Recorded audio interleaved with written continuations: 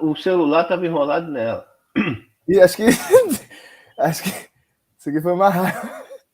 Porra, não vai ter uns 30 segundos, não, cara?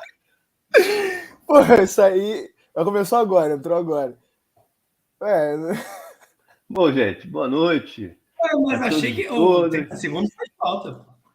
Pois eu também. Boa noite a todos e todas, sejam bem-vindos a essa retomada da leitura pública da obra de João Bernardo. Desculpe por eventuais brincadeiras, porque o Matheus hoje é o presidente da sala e nos pregou uma peça, né?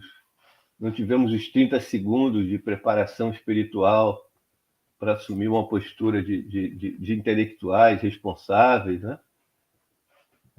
E a entrada foi um tanto brusca. Eu queria descortinar mesmo, né? Essa imagem do intelectual e tal. Já queria pegar no pulo para poder. Tá certo. Então foi uma pegadinha muito bem tramada. É o make-off, o que todos queriam. Os bastidores, exatamente. Então, vamos lá? Você conduz aí, Matheus? Então, vamos embora. Então, a gente ficou de discutir o finalzinho do capítulo 12, né? A partir do ponto C, clientelas. No livro, se eu não me engano, é a página 430. Né? A última reunião foi mais o Mário e o Dudu, né? Tivemos outros problemas, eu não consegui participar, nem o Edilson. Eles discutiram aí a primeira metade desse capítulo 12. Sobre as cidades, né? Agora eu não lembro exatamente o título desse capítulo. Deixa eu ver aqui. Relações de exploração no interior da cidade. Isso. Então, Edilson disse que queria fazer umas considerações iniciais. A gente pega aí o pontapé do Edilson. Aliás, eu acho que ele foi eleito o considerador inicial desse grupo, né? Pelo que eu me recordo, sim. Por unanimidade, com o voto dele, inclusive. Ele votou nele mesmo. Eu fui o relator de mim mesmo. É nessa perspectiva. Eu gosto de Não, se vocês quiserem, eu posso fazer um apanhado, porque a gente... Vai lá, Mário, vai lá. Porque só eu estou hoje aqui da reunião passada em que a gente retomou o processo, né? Então, na reunião passada, a gente começou por destacar a importância, né, desses capítulos que, nessa altura da obra, se voltam especificamente, ou mais especialmente, para o mundo urbano medieval. E eu ressaltei, inclusive, na reunião passada, que, digamos, esse é um quadro de referências marcado por uma longa tradição historiográfica, fadada a muito debate, a muita crítica, né? Em função do que já se considerou, né? Das considerações históricas que foram feitas em relação à cidade no mundo medieval, né? Então, acho que a primeira referência mais geral é a decorrência do fato essencial de que eu acho que nenhuma sociedade pré-capitalista, né, é tão explicitamente assumida, referida, referenciada como uma sociedade agrária, né, como uma sociedade medieval, né? Acho que todos conhecem uma imagem básica que pode ser criada com palavras diferentes, mas a imagem fundamental de que no início da Idade Média o campo, as zonas rurais assumem o primeiro plano da cena histórica, né? E, portanto, tratar de sociedade medieval parece ser fundamentalmente tratar de uma sociedade regida essencialmente pela lógica rural, né? E regida que é pela lógica rural, parece ser tendencialmente uma sociedade um tanto estranha, portanto, à inflexão do mundo urbano na sua constituição, né? Então, foram muitas as teses, por exemplo, relativas ao desaparecimento das cidades na Alta Idade Média, uma tese muito abordada por Pirrene, né, por Henri Pirrene, da qual a gente tem ecos ainda hoje nas famosas referências do renascimento urbano, da Idade Média Central, né? E assim como a cidade, essa suposto estranhamento do mundo urbano em relação à ordem feudal dominante no período medieval, a ordem agrária e feudal dominante, já implicou, inclusive, que a cidade tenha sido um elemento central nos primeiros debates marxistas acerca da transição do feudalismo ao capitalismo, né? A gente recupera lá os debates travados na década de 50 do século passado, que ficou conhecido como debate Dobbs-Suisse. A cidade era um elemento chave, por exemplo, da argumentação do Paul Suisse, vista como um elemento estranho, dominado por uma lógica, ou referenciado por uma lógica estranha, a lógica feudal englobante, e fadado, portanto, esses meios urbanos a, de alguma forma, contrariarem a ordem feudal, se oporem a ela em algum nível, né? Então, a gente relembrava isso tudo na aula passada e chamava a atenção para a importância de uma reconfiguração, né? De uma reavaliação da caracterização urbana dominante, reinante durante o período medieval, para, de alguma forma, simplificando o tema, restabelecer um equilíbrio, né? No sentido de considerar o quanto a cidade medieval foi fundamentalmente medieval na sua configuração, né? E, portanto, muito menos estranha à ordem rural e feudal dominante, muito mais estruturada com base na mesma lógica essencial, né? Então, a gente começou os primeiros itens do capítulo considerando essa natureza, né, essa articulação que ele chama de senhorial, que configurou a cidade, as cidades medievais, né? E, portanto, é como se fosse um exercício aqui de reinserção histórica, né? De negar à cidade uma existência anistórica, no sentido de que onde há cidade, na história, ele existe com o mesmo perfil das cidades atuais, e, ao contrário, devolver a cidade para a história, no sentido de que as cidades estão também submetidas a uma historicidade que lhes dá características específicas em contextos diversos. E eu acho que a ideia fundamental aqui, para resumir essa proposição, é a perspectiva do João Bernardo de configurar a cidade como um senhorio coletivo, né? Pensar a cidade com base na mesma lógica do senhorio, né, de um regime senhorial dominante no mundo medieval, que enquadra, inclusive, a cidade, que é a estrutura com base no qual as próprias cidades se estruturam, né? Então, foi disso, fundamentalmente, que falamos eu e Eduardo na semana passada, né? Então, o item A tratou das hierarquias profissionais e exclusão da cidadania, e que, contrariamente às teses de uma cidade como espaço potencial da democracia do mundo medieval, uma cidade oposta ao campo, inclusive pela premissa do ditado, que era referido a algumas cidades alemãs medievais, do que o ar da cidade liberta.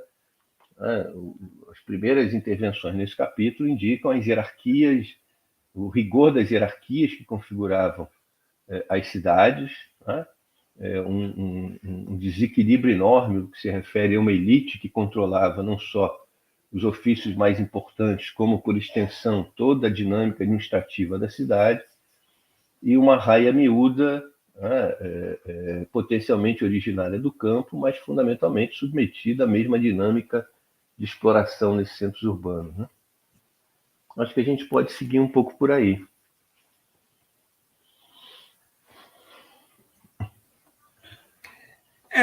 Feita essa introdução que o Mário está apontando, né?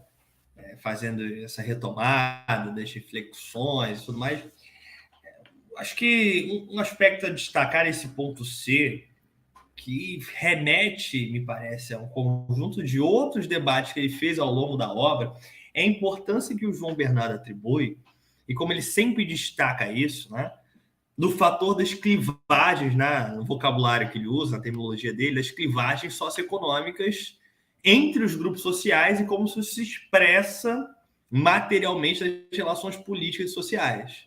Ou seja, as diferenças de fortuna, as diferenças de condição também se perpassam não só para as relações internas, por exemplo, como ele tanto discutiu do campesinato, ou seja, né, o potencial diferenciado de uma família ou outra, de uma comunidade ou outra, em arrecadar, em amealhar recursos, estabelecia níveis de clivagem entre essas relações sociais, mas isso também se perpassa para o âmbito da cidade, né? E eu achei bastante rica essa discussão que ele está trazendo justamente da hierarquia dos ofícios, né, no espaço da cidade, como ela reproduz em vários níveis as diferenças de posição socioeconômica que esses sujeitos têm. Ou seja, como isso se organiza no espaço urbano, numa hierarquia de ofícios, e como elas são atravessadas pelas lógicas da clientela, né? Então, é sempre interessante destacar, né, nessas leituras que o João Bernardo faz, justamente qualquer coisa que não esquêmica, no sentido de não considerar uma classe ou um grupo social homogêneo. Ao longo de toda a sua obra, me parece que esse é um dos acúmulos que ele consegue demonstrar, por vezes, com bastante profundidade. Ou seja, como a classe é atravessada por tensões internas, não só externas, e de como essas tensões, esse posicionamento das hierarquias, condizem, em boa medida, com a diferenciação material desses grupos. Não só para o espaço urbano, não, ao contrário, não só para o espaço rural, mas também para o espaço urbano, como elas são atravessadas por essa configuração. Eu acho que isso é um ponto importante de se destacar, sobretudo quando está aqui discutindo bastante clientela, para pensar esse espaço urbano, os ofícios que ocupam, também atravessados as suas hierarquias, e, portanto, como ele está pensando nessa dinâmica senhorial no âmbito da cidade, dessas contradições, desses choques de interesse e de domesticidade a algum nível mesmo. E sempre frisando, acho curioso destacar isso também na obra dele, né, nos capítulos, como ele trabalha essa ideia, como o Mário estava destacando, né, do espaço urbano, mas bem distinto do que se tem no geral dessa análise anacrônica do espaço urbano, como não só como um ponto de entrave na dinâmica feudal, mas como alguns elementos que parecem ser característicos de qualquer cidade. Para ser bem rasteiro aqui no que ele está discutindo, por exemplo, a questão do assalariamento. A cidade parece, em análises mais genéricas, o espaço por excelência, onde se preponderam relações de assalariamento. E ele está discutindo aqui que, bom, apresentando um quadro muito diverso disso, né? E a funcionalidade que essas cidades têm dentro de uma dinâmica feudal.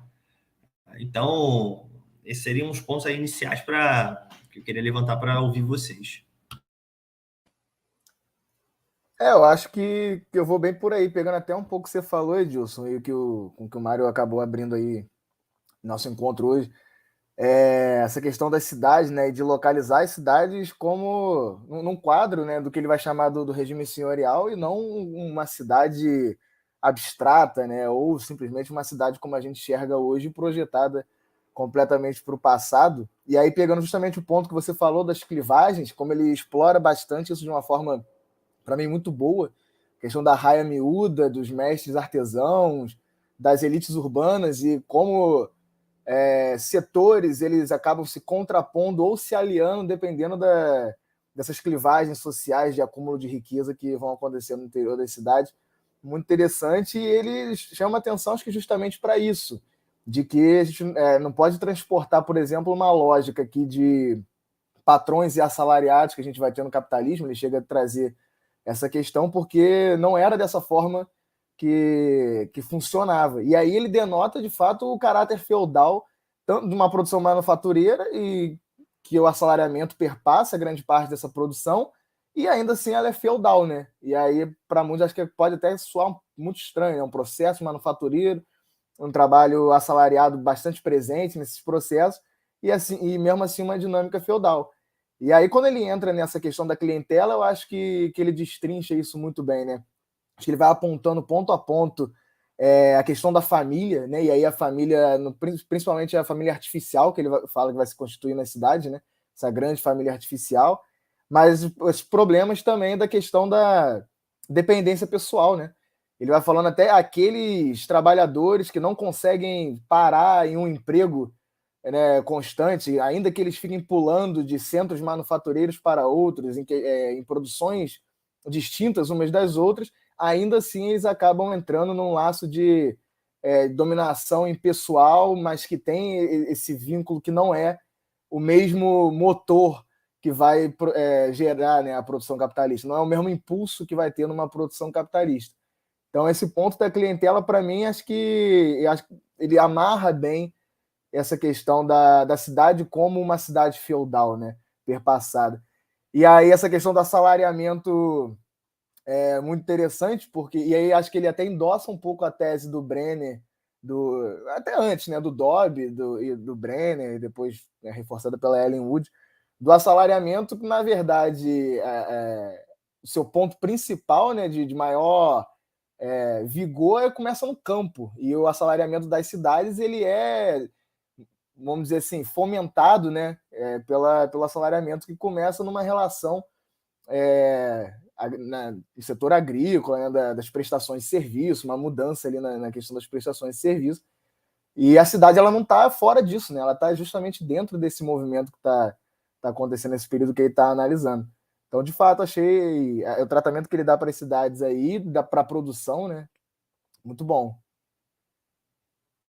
Eu acho que, dentro do que você está discutindo, cara, também concordo contigo, acho que vale até a pena a leitura desse trecho, porque vou voltar um pouco nele aqui, a despeito de ser um pouquinho grande, ele discutindo, dentro do que o Matheus acabou de falar, né, você está discutindo essa questão da mão de obra, etc., lá na página 434. Aí diz João Bernardo, no meio do parágrafo: com efeito, estes trabalhadores não estabeleciam vínculos pessoais com os patrões, já que alugavam a força dos seus braços por prazos curtos e sempre limitados a pessoas diferentes e em múltiplos ofícios.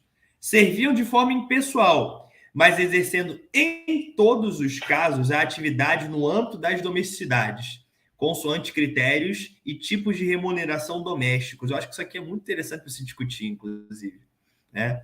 Que é a característica de um sistema, de uma formação social. A despeito, ou melhor, dialeticamente, a despeito de e talvez a favor de, né, são essas contradições que reproduzem a tendência. Ou essas aparentes, apesar dessas aparentes contradições, a tendência se reproduz. Ou seja, mesmo em formas de relação de trabalho, como ele está discutindo aqui, que não são, por assim dizer, tão clássicas como as rurais, no sentido da vinculação pessoal direta, a lógica da domesticidade ainda assim se reproduz, mesmo pela via impessoal. Acho que isso é muito interessante. Aí continua ele. A conjugação desses dois aspectos, cuja contraditoriedade só mais tarde seria revelada pelo desenvolvimento histórico, ajuda-nos a entender um dos traços, distintivos da sociedade urbana nesse período, enquanto uma ampla família artificial.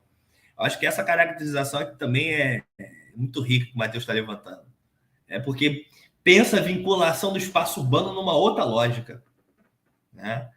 Como ele vem discutindo essa questão do senhorio, dos seus aspectos, de como a cidade não é um contraponto a isso, mas reproduz a lógica em vários níveis, ainda que de forma contraditória. Acho que o João Bernardo nunca perde do seu horizonte a questão da contradição, né? Mas são contradições motoras nesse sentido. O movimento está reproduzindo-se com elas e às vezes a despeito delas. Acho que isso é muito rico para pensar, refletir o espaço, a sociedade urbana, né, como uma ampla família artificial, porque é o conjunto de teias de relações sociais características da forma feudal que se aplicam e se reproduzem no âmbito da cidade, né?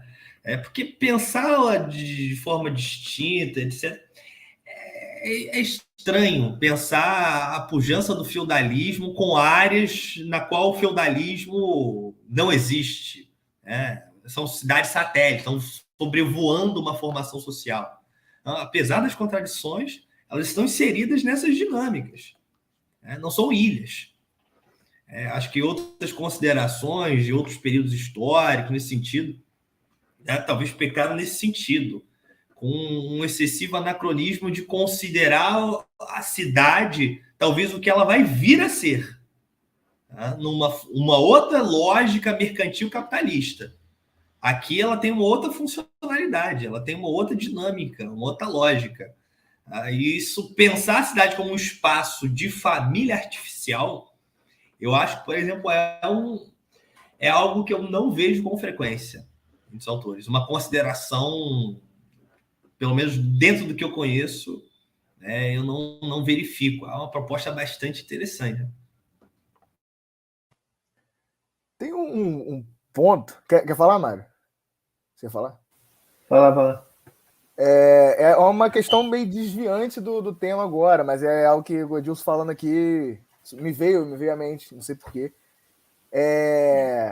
Me parece, o João Bernardo aponta em alguns momentos, nesse também, mas anteriormente, quando ele vai falar da questão do comunitarismo, da dissolução, principalmente do comunitarismo, na transição aí para uma outra sociedade, aí sim a sociedade capitalista, que isso é um dos pontos fundamentais, né? Acho que para o surgimento do capitalismo, justamente essa dissolução, isso vai provocar algumas alterações no âmbito da sociedade feudal. Né? Então, a questão do acesso aos incultos, a questão das cidades, a questão da fratura da família, etc., a desarticulação das comunidades como um todo, me parece que é uma constante na obra dele.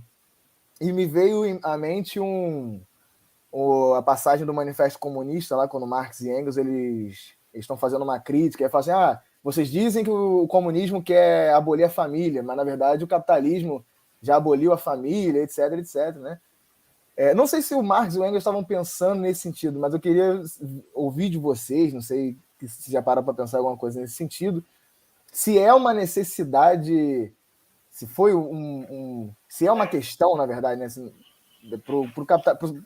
por surgimento do capitalismo, essa questão da desagregação da família, ainda que ela seja uma domesticidade artificial, ainda que seja uma domesticidade de tipo impessoal, mas que ainda há uma lógica da domesticidade, né, ligada, posso até chutar aqui, para o pré-capitalismo como um todo, né? Não sei se seria restrito à sociedade feudal. E se vocês veriam alguma coisa nesse sentido, uma necessidade dessa abolição da família. Eu destacaria aqui, em primeiro lugar, acho que a gente tem em mãos um exemplo interessante para marcar uma perspectiva, né? Em relação à qual eu me manifesto com alguma frequência, né? Porque eu acho que é evidente para todos que se a gente tivesse que eleger aquele que parece ser definido como pecado capital, pecado mortal, para o qual não há a possibilidade de redenção dos historiadores, né, eu acho que seria bastante razoável admitir que esse pecado, né, incontornável, esse pecado imperdoável seria o anacronismo. Né? E o anacronismo é uma referência muito corrente, muito frequente, sobretudo, talvez para nós que trabalhamos com sociedades remotas. Né? Parece dominar os circuitos atuais, né? E já há algum tempo da medievalística, né? Uma certa tendência de uma radicalização da perspectiva de que até iniciativas de mobilizar referenciais teóricos, né? Até vocabulário, né? que não seja reconhecido, não seja compatível com a sociedade em questão, parece implicar na prática do anacronismo, parece implicar para o historiador em questão a incidência num pecado que, como eu disse, é um pecado capital e imperdoável. O que eu tenho dito acerca do tema, converso muito com os alunos sobre isso, é que, sem negar o perigo do anacronismo, eu tenho a impressão que ele raramente está onde ele é frequentemente denunciado, né? E é muito interessante ver como, inclusive, muitos historiadores que o denunciam insistentemente cometem anacronismos que me parecem muito mais evidentes e perniciosos, né, com enorme frequência. Né? Mas a sensação fundamental aí é de que ele dificilmente está onde ele é frequentemente denunciado. Né? E a gente tem aqui em relação à cidade um exemplo, né, acerca desse tópico, né? Porque foi, de alguma forma, creio eu, uma tendência de deshistorização, se essa palavra existe, da cidade, né? Que implicou numa perspectiva que fez com que a presença desse elemento na ordem feudal fosse primariamente vista, no mínimo, sob suspeição, né? Uma incompatibilidade primária de um ente que, portanto, parecia esvaziado de uma potencialidade medieval e, ao se materializar lá, representava a materialização de uma outra coisa, né? Como uma antecipação do tempo que se realizava nos centros urbanos medievais, né? E isso foi, para a historiografia medieval, um tema candente, né? Porque foi, sob muitos aspectos, um anacronismo que ensejou teses, debates, vias explicativas de processos históricos que têm uma importância fundamental, né? Embora pareça pouco importante hoje em dia para muitos historiadores, que o debate da transição, por exemplo, né? Do feudalismo ao capitalismo. Então, eu acho que é importante aproveitar essa oportunidade para marcar, né? Para chamar atenção para o fato efetivo do anacronismo, né? Para chamar atenção, levar a atenção das pessoas para onde ele de fato pode se manifestar e onde, ao se manifestar, cria problemas efetivos para a compreensão do processo histórico, né?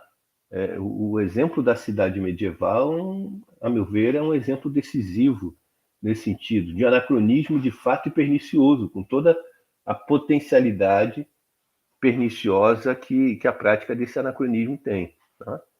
Então, só marcar essa referência. Chamar atenção, porque, veja, desculpa, mas porque essa coisa do anacronismo, ela é, em algum nível, né, um elemento contraditório para a gente, porque, por outro lado, há quem defenda a tese de que a história demanda empatia, de que a história depende da empatia, né? A história depende de uma projeção de humanos do presente para expressões humanas diversas, passados mais remotos, mas que são empáticas, são, né, experimentadas como realização humana. Então, o risco do anacronismo é um risco que ronda efetivamente, sistematicamente, a prática do historiador, porque ele precisa reconhecer. A gente historia aquilo que a gente reconhece, né? E esse reconhecimento se dá frequentemente a partir de projeções do presente. Olha, eu sei o que é uma cidade, né? Não tenho a menor dúvida que eu sei o que é uma cidade, e se você me levar para a dimensão do tempo mais remota que for, se lá houver cidade, eu vou ser capaz de encontrá-la, né? Então, o historiador opera muito frequentemente, ele depende né, desse nível de empatia para promover a história, né? Desse reconhecimento que nos projeta, nos parece fazer crer que a gente transita no tempo com toda a capacidade de perceber, né? De ter clareza, de não ter nenhum, como é que eu vou dizer, de não se assustar com que, né, essas outras dimensões temporais, de não ter estranheza, o estranhamento, né, que parece que o historiador não tem, porque ao transitar no tempo ele encontra, né, ele desvenda, localiza, ele reconhece, talvez, acima de tudo. O que eu acho bastante razoável. Agora, reconhece dentro de especificidades, né, que é preciso serem abordadas, caracterizadas, e não um reconhecimento que promova uma projeção do presente para o passado, a crítica, né? Então, acho que esse é um elemento importante. Na reunião passada, acho que eu e Eduardo chegamos a levantar, né, a questão, chamar a atenção para o fato da importância que o João Bernardo dá para a questão da estrutura familiar, estrutura de parentesco, né? Para a estrutura de domesticidade, para o trato da sociedade medieval, né? Esse é um elemento essencial para ele, inclusive, né? Digamos que, na perspectiva dele de caracterizar a Idade Média, em algum nível, a passagem do mundo antigo ao mundo medieval, né, é carreada por um elemento estruturante fundamental daquilo que é para ele a fragmentação das grandes famílias, né? E que, portanto, geram unidades familiares menores que se multiplicam, mas as relações seguem se dando entre as famílias e, portanto, a dinâmica familiar segue se impondo, inclusive gerando dinâmicas familiares artificiais, né? Na referência da família artificial que a gente trabalhou hoje aqui.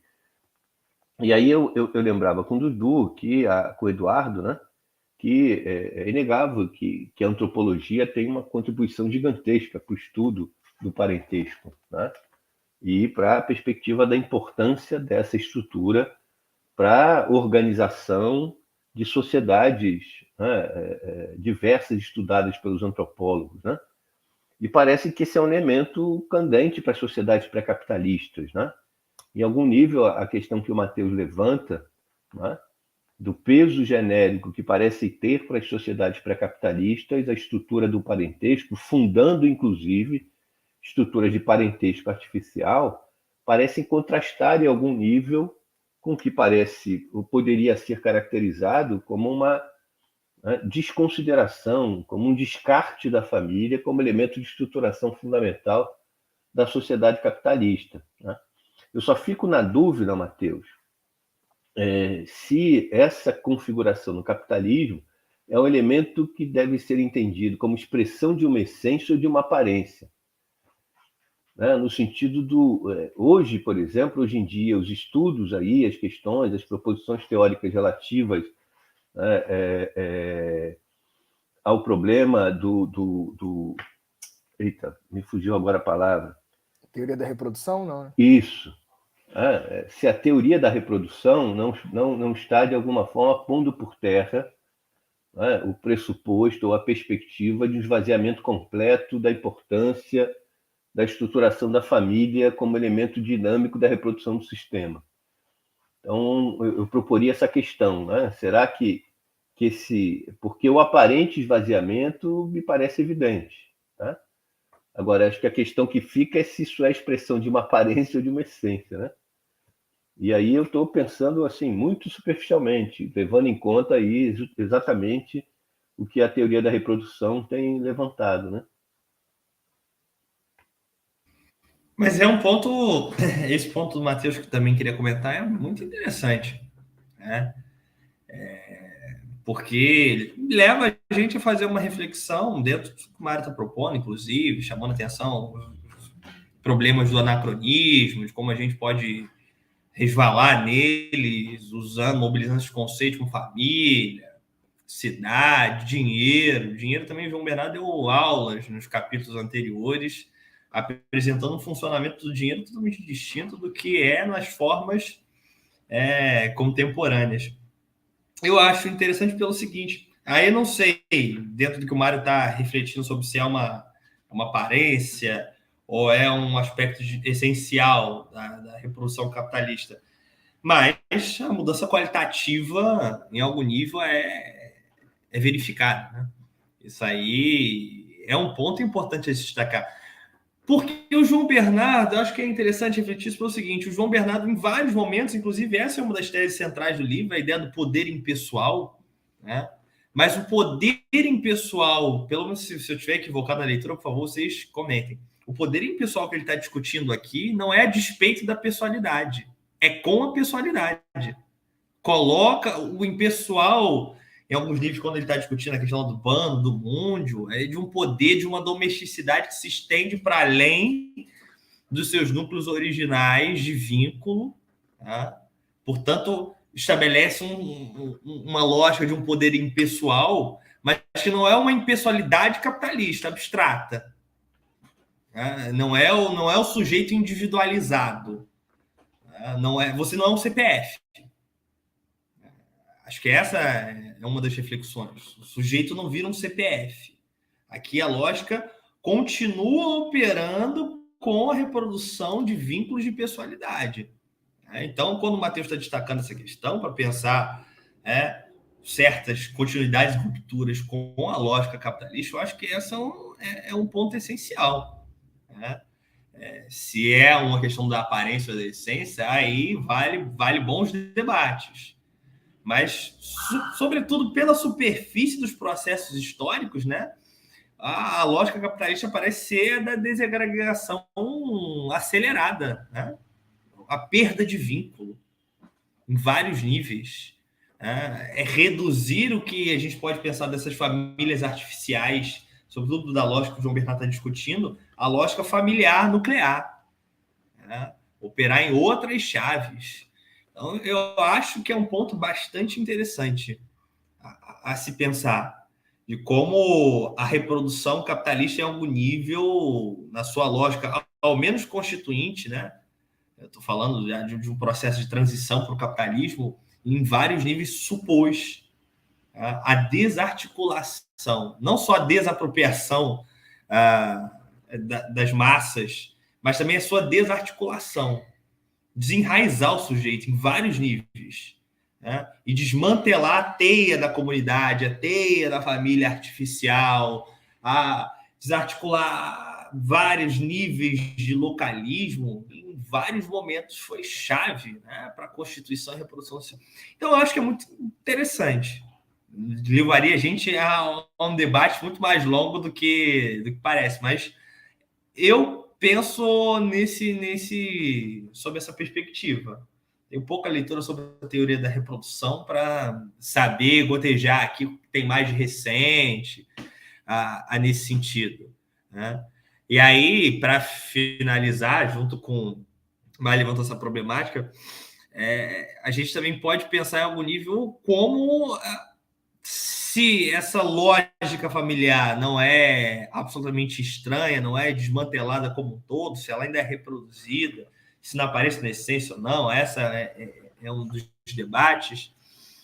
Mas não sei se ainda assim ela se constitui como um aspecto central dessa formação. Essa seria uma das minhas dúvidas a levantar para ouvir vocês, né? Porque a dinâmica do capital, como qualquer sistema, como qualquer modo de produção, supõe formas variadas.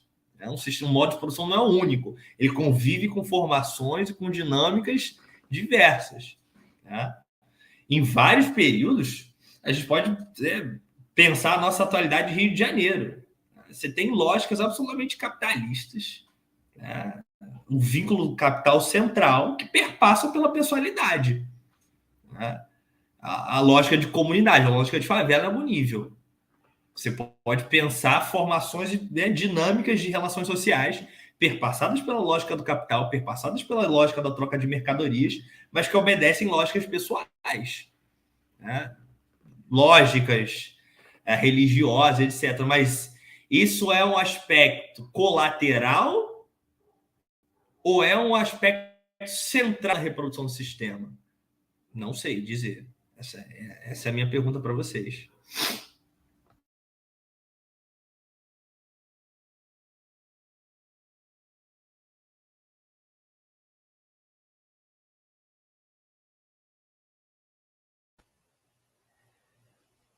E aí? Eu tenho pouca leitura, mas é uma questão boa.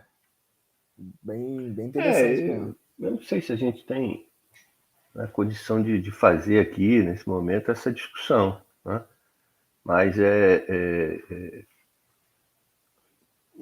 enfim, ele é no mínimo, eu acho que o que a teoria da reprodução, que eu também estou longe de ser um especialista ou ter grande leitura nisso, né? Mas o que ela vem destacando é que há um conjunto de formas de trabalho, inclusive de mecanismos de dominação e tal, né? Que extrapolam ali a relação direta do capital, mas que são fundamentais para a sua própria reprodução, né? Para a reprodução do próprio trabalhador, né? Uma estrutura fundamental para a reprodução do próprio trabalhador no quadro da exploração do capital, mas que não se submete diretamente à sua lógica, né? ou à sua intervenção, né? É nesse sentido que eu acho que, bom, me parece em princípio que, né, o peso que essa estrutura familiar tem nessas sociedades pré-capitalistas, eu acho difícil que se possa encontrá-la no quadro da sociedade capitalista, né? Em que eu acho que a dinâmica se estrutura com base, né, em muitos outros elementos e acaba por dar centralidade a muitos outros elementos, né?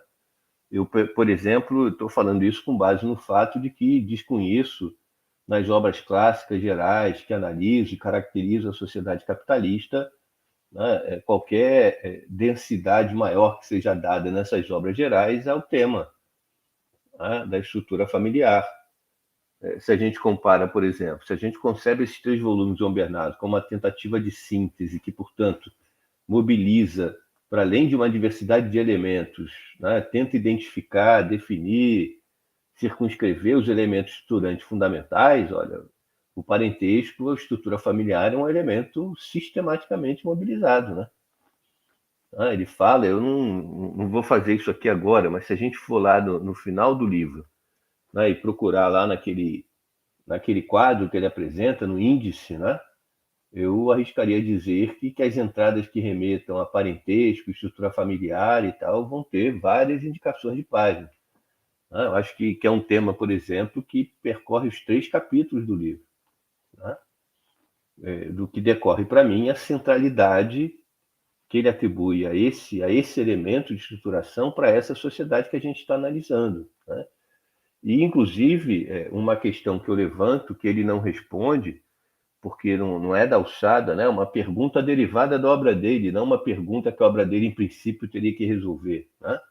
Mas se ele propõe que a Idade Média nasce estruturada por um processo que é também caracterizado pela ruptura das grandes famílias, é razoável supor, né, que a sociedade que antecedeu a sociedade medieval fosse uma sociedade formada por estruturas de famílias amplas e unificadas, né, para que a transformação que ele localiza pudesse acontecer como transformação no fim do mundo antigo e no início da Idade Média, né? E, portanto, eu suponho que o Sr. João Bernardo, né, lamentavelmente, eu acho que ele não tem esse projeto. Se ele se dedicasse a fazer o mesmo esforço interpretativo do mundo antigo, né, romano, por exemplo, fatalmente ele daria, eu suponho, à estrutura familiar um peso também considerável de estruturação, né? E eu sei, por conversas pessoais com ele, que ele pensa o chamado Estado moderno absolutista como uma reestruturação das grandes famílias a partir do núcleo régio, né? Para ele, o Estado moderno, né? Para ele, a história moderna é configurada por uma recomposição das grandes famílias, estruturada em torno do núcleo régio de poder. O Estado absolutista, para ele, passa por essa configuração. Então, eu arriscaria dizer que para todo o pré-capitalismo, né, essa estrutura, né, não na sua semelhança, mas nas diferenças que ela assume, essa diferenciação é, em algum nível, um motor do processo de configuração dessas próprias sociedades, das suas distinções, né? Agora, portanto, eu disse, eu não conheço nenhuma obra, né, daquelas grandes obras que abordam a ascensão do capitalismo, que caracterizam a sociedade capitalista, que dê, né, uma dimensão minimamente semelhante para a caracterização da sociedade burguesa, né, a esse elemento. Então, eu arriscaria dizer que se tem, né, se isso é, no nível da radicalidade, um elemento muito mais da aparência do que da essência da sociedade capitalista, de qualquer forma, é um elemento em algum nível lateral, né, no contexto das sociedades capitalistas.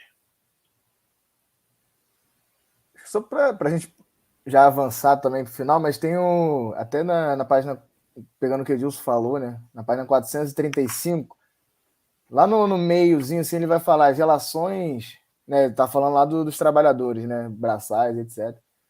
As relações eram de tipo impessoal, mas não ultrapassavam o sistema familiar, né? Então, acho que talvez seja aí um ponto, né?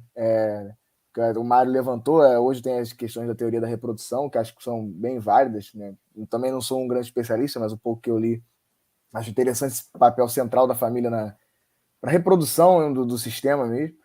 Mas acho que talvez aí o ponto de virada do capitalismo seja isso, né? Aqui não ultrapassa, a relação é impessoal, mas não ultrapassa o sistema familiar. E no capitalismo, por exemplo, você trabalhar hoje para pegar qualquer empresa, um Uber da vida, ela ultrapassa muito o sistema familiar e você não sabe nem quem é o seu patrão, né? Vamos dizer assim, você não sabe, não tem vínculos nenhum, né, na produção, que eu digo, de um sistema familiar, por exemplo, né? Então, talvez seja uma leitura, né, que ele contrapõe aí com o sistema capitalista. Só para pontuar dentro do que você está falando, e você e o Mário, eu acho esse debate que a gente não tem condições de encaminhá-lo aqui, porque ele é muito mais amplo, mas seja qual for o peso relativo dessa dinâmica familiar na formação capitalista ou nas formações capitalistas, eu acho que é sempre curioso, lendo a obra do João Bernardo como um todo, ao longo das nossas discussões, a gente acaba travando um conjunto de debates que vão muito além da obra. Isso aí já está notório nos nossos vídeos. Mas também para o acúmulo da nossa reflexão como um todo, que a gente está compartilhando com a galera. E uma das reflexões, me parece, eu sempre vou tentando buscar elementos para pensar esses aspectos, é considerar o pré-capitalismo e o capitalismo em uma análise comparada. O que eu quero dizer com isso? É muito tradicional dos autores que se dedicam ao estudo das formações capitalistas, da lógica contemporânea, considerá-la como uma realidade ou realidades absolutamente originais. Né? É notório que há um grande corte histórico entre as formações diversas pré-capitalistas e as inovações que essa realidade com esse modo de produção vai trazer. Né?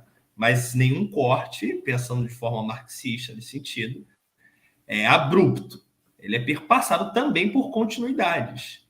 Ler a obra do João Bernardo ajuda a gente a refletir e ponderar vários elementos do próprio capitalismo. O que nele em si, por vezes, não é uma grande originalidade histórica, mas uma ressignificação, né? Ou está colocado em outro patamar. Né?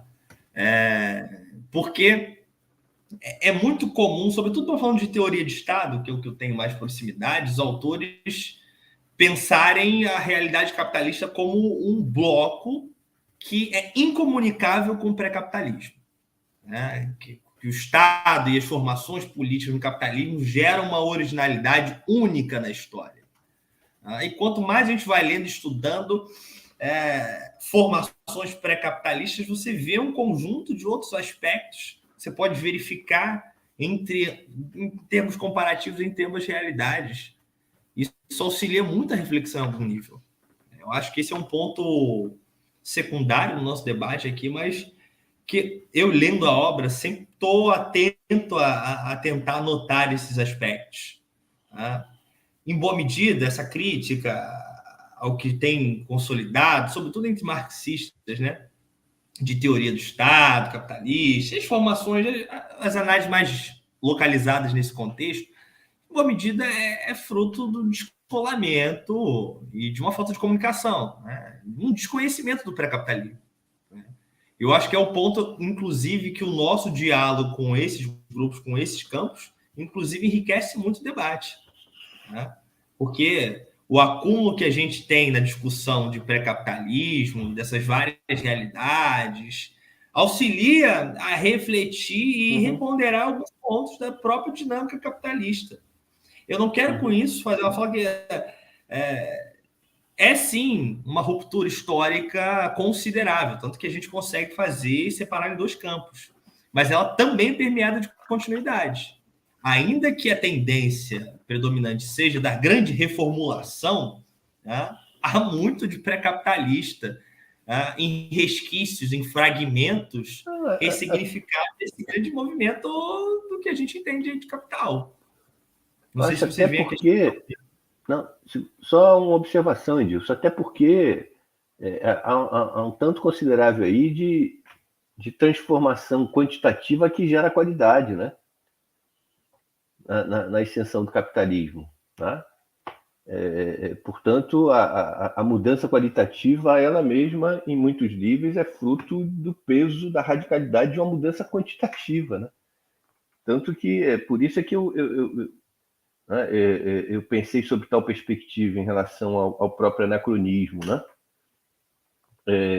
Eu não sei, eu li no outro dia em algum lugar, alguém chamando a atenção para o fato de que, por exemplo, se a gente pega uma sociedade, né, cujo desenvolvimento, né, e cuja historicidade se deu durante séculos, né, num alinhamento considerável, num alinhamento quase absoluto, quase, né, com exceções muito pontuais que não geraram grandes resultados. Né?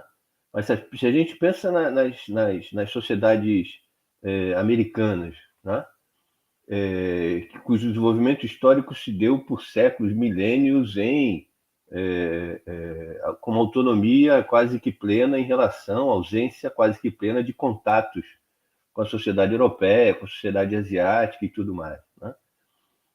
Essa pessoa ressaltava que, no entanto, quando as primeiras obras de arte, né, quando a cultura pré-colombiana começou a ser divulgada na Europa, a partir do 16, do 17, ele chamava atenção para como alguns artistas europeus, né, foram imediatamente mobilizados pela arte pré-colombiana, né? E ele ressaltava o fato de que, em primeiro lugar, reconheceram aquilo como arte. Ou seja, esse desenvolvimento, né, essa historicidade e isolamento quase absoluto não implicou num desenvolvimento que produzisse um estranhamento absoluto quando essas civilizações entraram em contato, né? Muitas das produções eram plenamente reconhecíveis. Muitas das expressões civilizacionais que aqui se desenvolveram em isolamento considerável, né, não resultaram para os europeus, para os asiáticos, como se tratasse de uma civilização alienígena, né? em que não fosse, em que se não tivesse condição sequer de reconhecer quando se expressava uma língua, quando se expressava um mecanismo de comunicação, como se expressava arte, coisa do tipo, né? O estranhamento potencial foi um estranhamento que se deu no quadro de uma possibilidade de compreensão básica, né? Que era o que eu tentava referir quando eu falava da necessidade da empatia para a história, né? Que para mim é essa coisa da gente reconhecer o humano em qualquer dimensão temporal em que ele se manifeste, né? A gente pode caminhar lá para a pré-história, né? Que a gente é capaz de reconhecer o humano no sentido pleno dessa expressão, dessa ideia, né? É daí, para mim, que vem esse elemento da empatia. Eu acho, por exemplo, que se houver uma civilização de alienígena, talvez a gente não seja capaz de escrever a história deles, né? Talvez a gente não seja capaz de encontrar, de localizar a historicidade deles, né? Tamanha potencialmente vai ser a diferença dos processos que teriam caracterizado. Será que a gente reconheceria ali onde se situar? Eu acho que a história depende disso em algum nível, tá? De um estranhamento, que é um estranhamento que se dá, no entanto, numa base fundamental de um reconhecimento essencial, que é a expressão do humano, né? Não sei, isso pode ser estruturalista demais, mas é uma questão que me referencia, né? Tá, agora vocês devem ter visto, né? Tá recebendo destaque aí em vários sites, notícias e tal, as famosas A Volta das Pedras da Fome.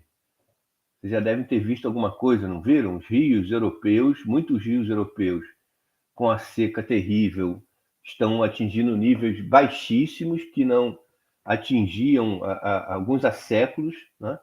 E estão desnudando, trazendo à vista as chamadas pedras da fome, marcas, inscrições nas pedras acerca de misérias vividas no passado em função de secas extremas, né? Então, as mais antigas remetem, pelo que eu vi, ao século XV. E inscrições do tipo: quando essa pedra, quando essa inscrição for vista novamente, você estará em apuros, né? O sofrimento estará te atingindo, né? E elas estão reaparecendo hoje, né? Por todos os lados aí estão comentando as famosas A Volta das Pedras da Fome. Né, são pessoas porque parece que é uma projeção, né, de empatia para o futuro também, né? O que leva alguém a escrever uma pedra dentro de um rio, no meio de uma seca? Olha, você do futuro, quando vir essa pedra, estará passando por apuros, né? Que perspectiva é essa, né? De uma empatia, é uma empatia para o futuro, né? É uma empatia que se projeta para frente, né? Não sei. Eu acho isso muito interessante. Tem alguma coisa que transcende no humano a nossa existência pontual, né? Tem alguma coisa da inserção num conjunto muito mais vasto, né? Eu acho.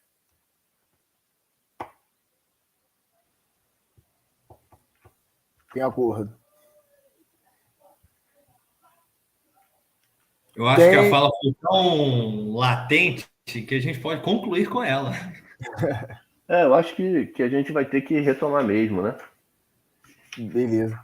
Para falar um pouco mais, até por tudo que a gente destacou da importância dessa coisa do anacronismo, entender aqui a questão do assalariamento e, sobretudo, o item E, que são os conflitos urbanos, né? Uhum. Considerados aí mais detidamente na semana que vem.